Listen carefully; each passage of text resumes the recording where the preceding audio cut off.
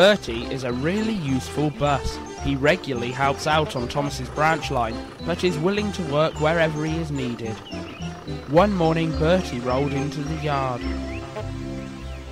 Thomas is not feeling well. Bertie, can you take Thomas's passengers today? Then, could you help Edward on his branch line?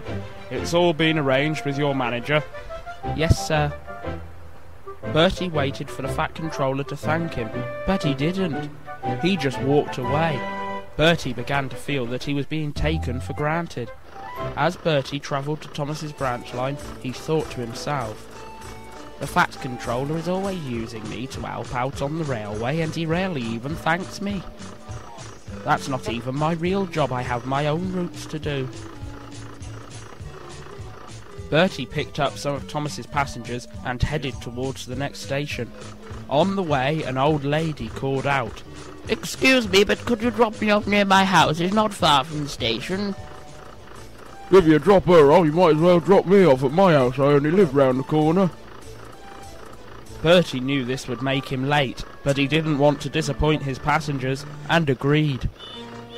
"Can you drop me off at 24 Newton Gardens?" "Oh yes, and I live at Highdown Cottage."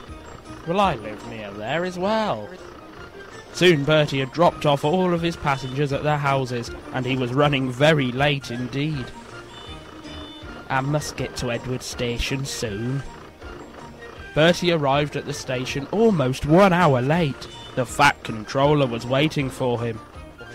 I thought you were a reliable bus, Bertie, but clearly I was mistaken. I have no need for you now. I have called Duck to help out here with those extra passengers. Bertie was very upset. The delay hadn't been his fault. Bertie drove sadly back to the yards. When he arrived, Diesel was in the sheds. "What's the matter with you?" "It's the Fat Controller. He doesn't appreciate me. He just gives me loads of jobs, takes me off my normal routes, then tells me off when I try to do the right thing." "I know what you mean. He sent me to the sheds for pushing some trucks too hard. They barely even spilled any of their loads. Huh? How else was I supposed to get them to move? That's why I've decided to go on strike. Join me, Bertie." Bertie knew that Diesel was very devious and not to be trusted, but he couldn't help thinking that Diesel had a good idea. Maybe the Fat Controller would realise how hard it is to manage without him. "I'm not sure, Diesel." "You're not on your own, Bertie. At least you'll be able to have a rest for a while." "Alright then, I won't move." Bertie's driver tried to reason with Bertie, but Bertie refused to listen.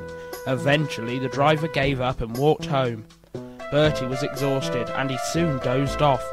While he was asleep, Diesel slipped silently away.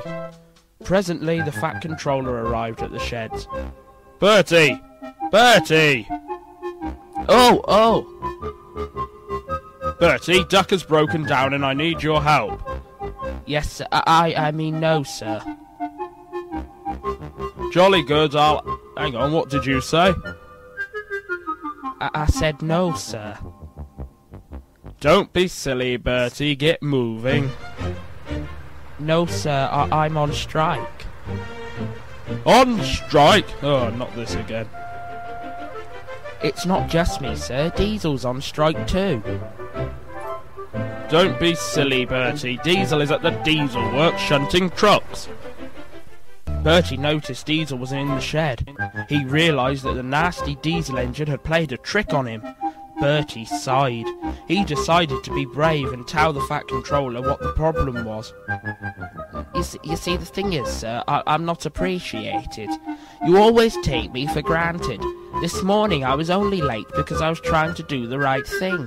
The passengers wanted to be dropped off closer to their homes, and I didn't want to disappoint them. Oh, Bertie, I am sorry. I didn't realise. I really do appreciate all you do for this railway. Please, can you help me out again? I would, sir, but my driver's gone home. Not a problem. I used to drive buses many years ago. I'll drive you. We'll have a great day.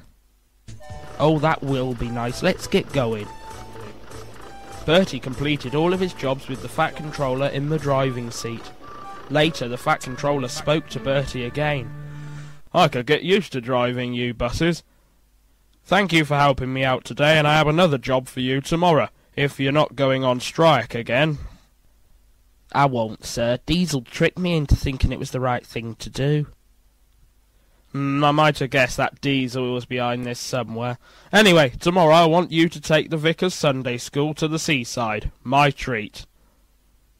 Oh, thank you, sir. Bertie was delighted. He now knew that if he had a problem, going on strike was not the right thing to do. Instead, he would be braver sooner and talk about any problem he had.